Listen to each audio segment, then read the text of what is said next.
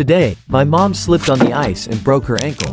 When I arrived to help, the man whose house she fell in front of came out and started yelling at us, saying I wasn't her son and how dare I use his driveway. Reddit. When have you just thought, what the hell is wrong with you?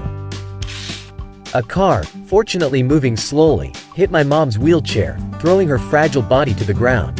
The driver got out, ignored my mom, and inspected his car. You're lucky there's no scratch on the paint. Thanks to X for preventing a murder that day.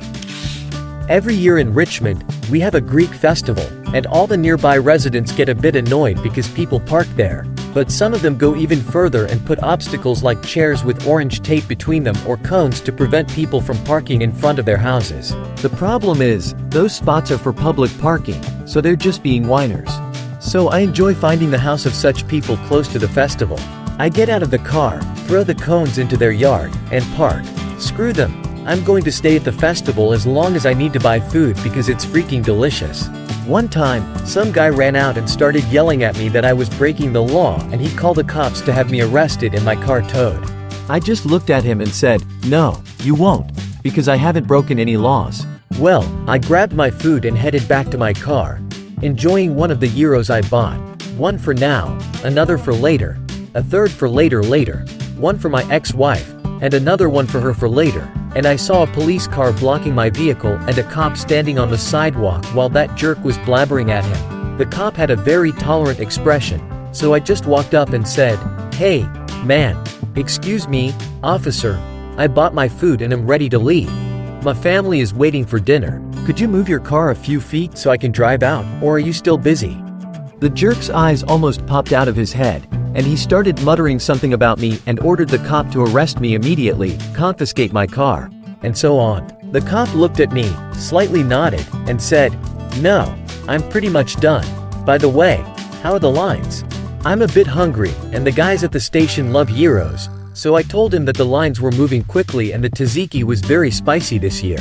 The jerk just stared at us, and the cop told him, sir, if you don't remove this junk by the time I move my car, I'll have to charge you for littering. And don't block the street again, and went to move the car. By the time I loaded up and drove off, waving to the cool police officer, the jerk was obediently gathering his cones and orange tape with a stunned look on his face, as if reality had just hit him. Once, I visited a friend and legally parked my car on the street. Some guy ran out of his house, screaming that it was his parking spot. He had a large driveway that could easily fit 6 cars, but here he was, yelling at me for parking on the street where I had every moral and legal right to do so. I pointed to the signs permitting parking, and he yelled, I don't care what they say, asshole, move your damn car, or you'll regret it. I ignored his threat and went to my friend. It was already late, around 3 a.m. when I left to go home, but I found that someone, wonder who, had let the air out of all my tires.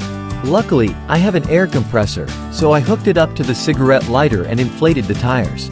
It was quite cold outside, and my compressor isn't the best in the world, so those 20 minutes sucked. When I was done, I returned the favor by letting the air out of all 4 cars in his driveway, including his boat trailer, and I super glued his mailbox shut. That made me feel better. Some time ago, I worked at a gas station, and most of the day I had to sit in a small building and just watch what was happening outside.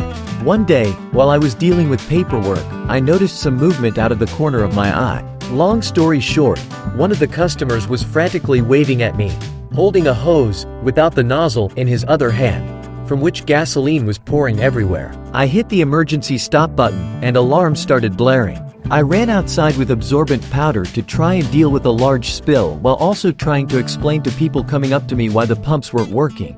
At that moment, I wasn't focused on customer service. My priority was to get the dangerous spill under control. The guy who broke the nozzle decided it was the perfect time to come up to me and say, I want a refund for all the gasoline. I understood that since the gasoline spilled on the ground and not in his tank, I'd eventually have to refund him. But while the gasoline was still on the ground and I was desperately trying to clean it up so no one got hurt, it was not the right time to be demanding a refund. Fortunately, my manager came out. He had to call the fire department and tell them not to come, and he dealt with the guy and all the people who thought it was necessary to tell me they were in a hurry, and when will the pumps be working again. Once, I was standing at a crosswalk on a fairly busy street next to a woman talking on her cell phone and her little son, about 3 to 4 years old, who was shuffling nearby.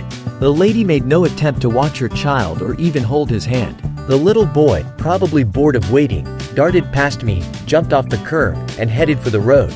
As soon as I saw him jump off the curb, I instinctively shouted, "Oh no!" and rushed after him. I managed to grab his shirt and pull him back just before an SUV sped by at about 65 to 80 km/h. Clearly, the driver didn't care either. The boy, of course, started crying, and what little child wouldn't? It was scary. I turned around, and there was his mother, right in my face, yelling, "How dare you touch my son?" and "How dare you make him cry?" I tried to argue and tell her I had just saved her child's life when he ran into the street, but even hearing that, she continued to call me names and yell. Maybe she didn't realize I had just saved her kid from a fatal fate, but given the circumstances, shouldn't she have understood I was telling the truth? She didn't stop shouting nonsense at me, still holding the phone to her face, because God forbid she ends the call.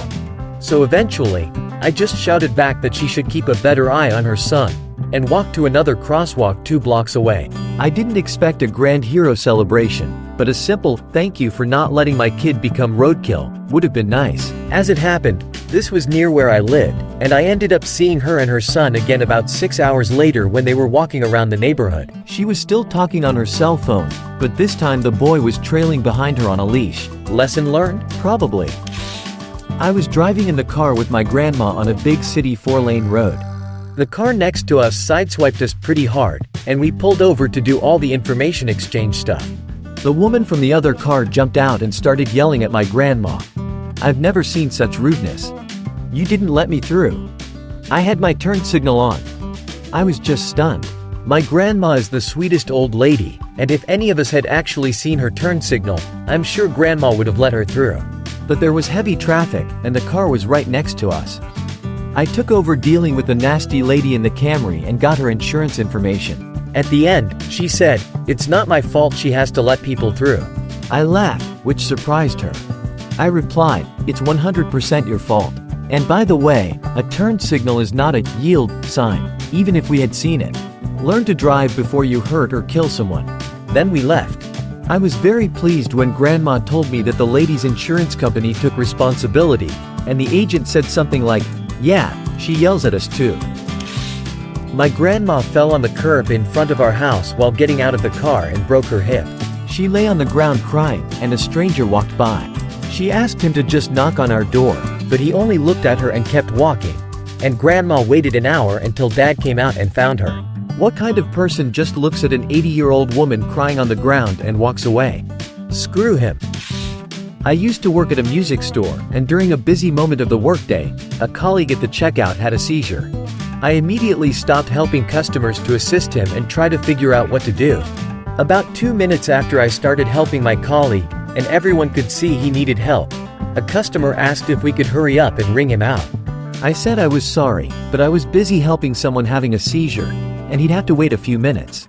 Naturally, the customer gave me a dirty look and started being rude.